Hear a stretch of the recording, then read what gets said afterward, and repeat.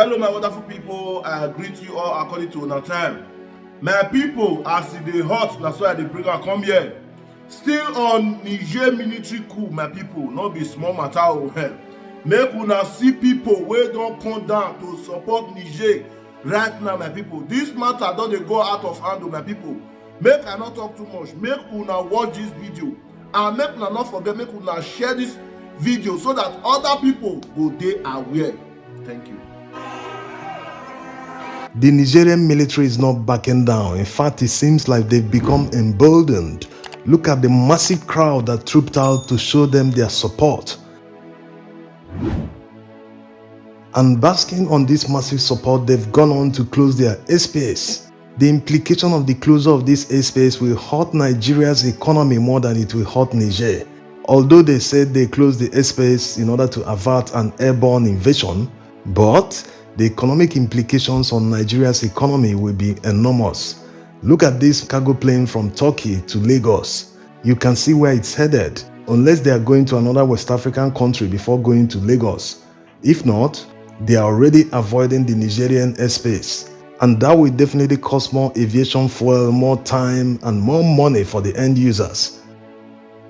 Yes, it poses all sorts of problems for flights leaving Nigeria to Europe. They will first of all fly westward before flying northward to continue their journey.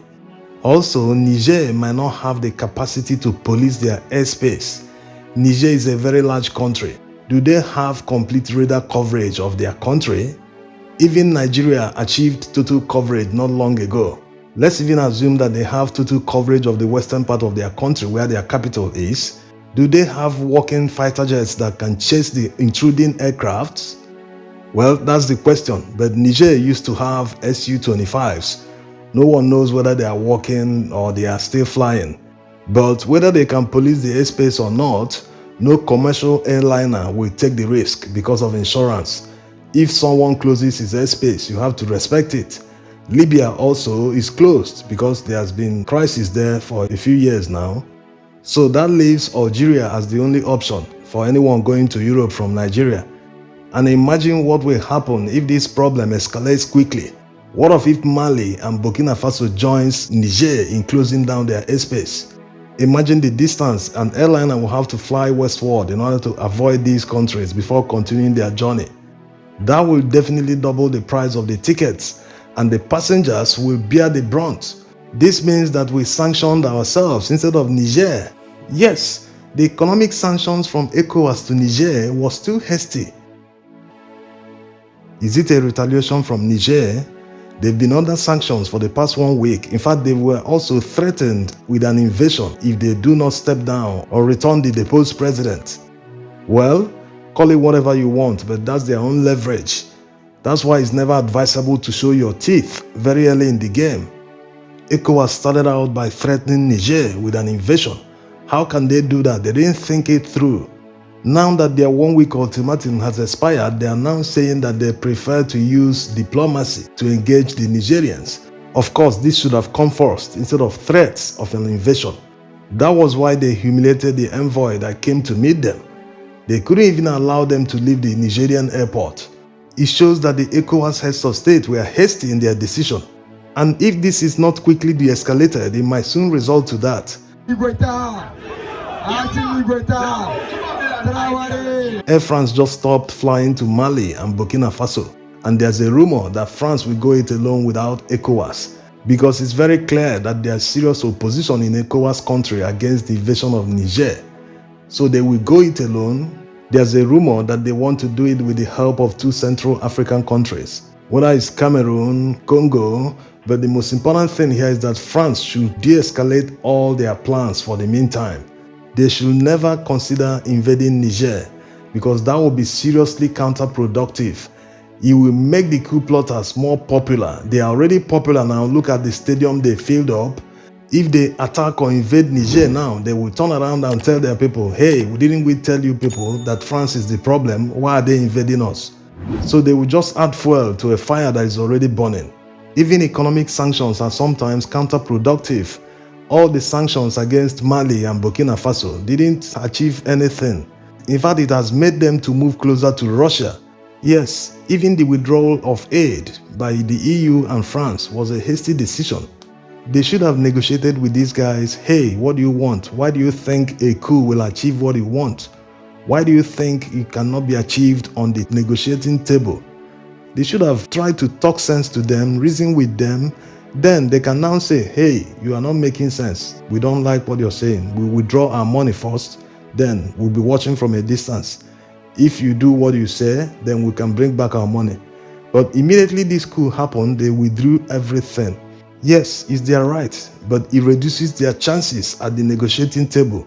The military junta will no longer trust them because they already see them as people who have taken sides, who are trying to order them on how to govern their country. So they've lost that confidence that should have been established if they had stayed and negotiated a little bit longer before withdrawing the aid.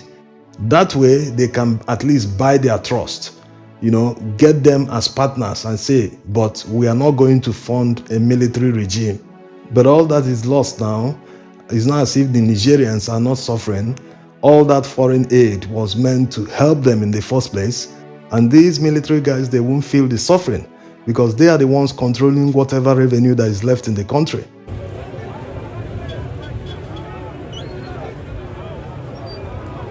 So looking at the whole thing, it will seem as if the foreign aid was to control Niger, not to help Nigerians who are suffering, because they are still suffering despite the military coup. Even Nigerians living in Niger are supporting the military junta.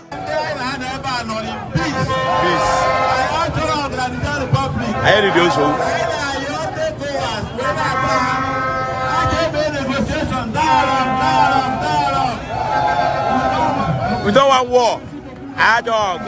Also in northern Nigeria, this man has some words for Tinubu. I want to see this very means to congratulate members of the Senate for denouncing the instruction needed by His Excellency Mr. President and Commander-in-Chief of the Nigerian Armed Forces, seeking for Nigerian Armed Forces to invade Niger Republic. Nigeria and Niger, we are together.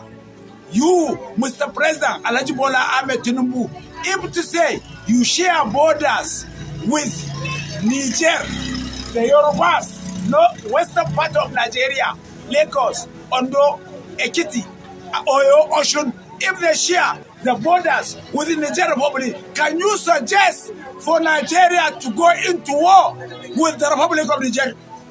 So don't play with our intelligence. The truth is, no one wants a war on his doorsteps. The Nigerians are taking it very seriously. They've deployed more military men to the borders with Nigeria and Benin Republic. They have also moved some heavy equipment in case there's an invasion, so they take it very seriously. Also, the Wagner guys are already on ground in the capital. When you look at all these, you will see the inexperience of Tinubu in full glare. Despite some people saying that this decision was taken by ECOWAS, that it has nothing to do with Nigeria alone.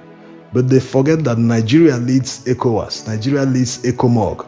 When it comes to contributions of troops, of money, whatever in ECOWAS, Nigeria is always the first. So Nigeria can always influence the decision of ECOWAS. If Nigeria doesn't want war with a particular country in ECOWAS, so it will be. No one will go to war without Nigeria in ECOWAS or ECOMOG. So that's the problem, incompetence. The same way he removed petrol subsidy without thinking it through, without thinking about the impact on Nigeria's economy, without making any provision for alternative fuel, because petrol plays a major role. In fact, it's the bloodline of Nigeria's economy.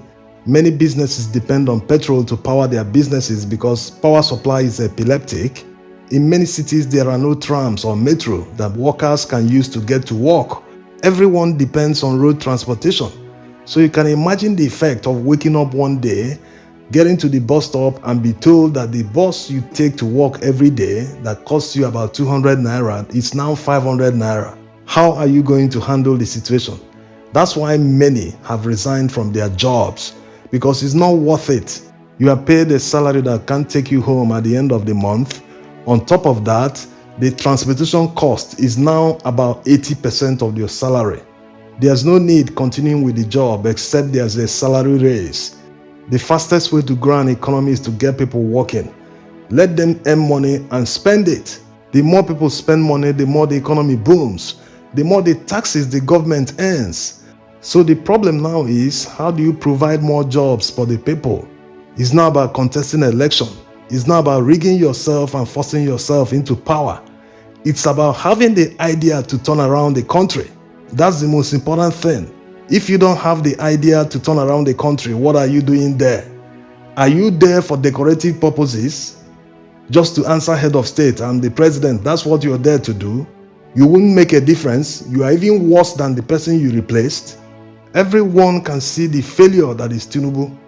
They're only good at snatching and taking it by force and running away with it. Thanks for watching.